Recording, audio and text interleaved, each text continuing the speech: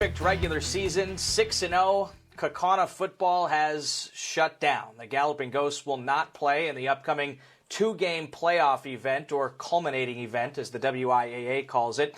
I spoke with their head coach this evening. An undefeated season comes to an end without a championship or title of any kind.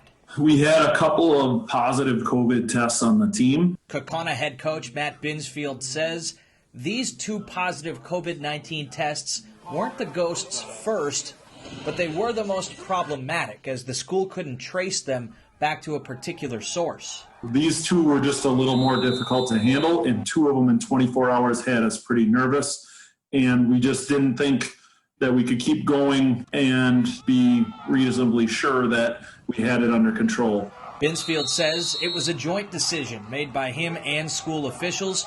He spent the afternoon breaking the news to his players. Not an easy task. This season has meant an awful lot to both them and us as coaches. It's one thing to lose a game and have your season end that way, but it's another thing to have things that are completely outside your control taken away from you. What turned out to be Kaukauna's last game was their most memorable of the season. I think it does mean more now that that was the last time we were on the field together. The Ghosts overcame an 18-point second-half deficit, coming back to beat Germantown in overtime last Friday night. It's a great last game for this group. I would love to be playing this week and next week, but, that's a heck of a memory for our kids. Sending their 28 seniors out in style while putting an exclamation point on a season to remember.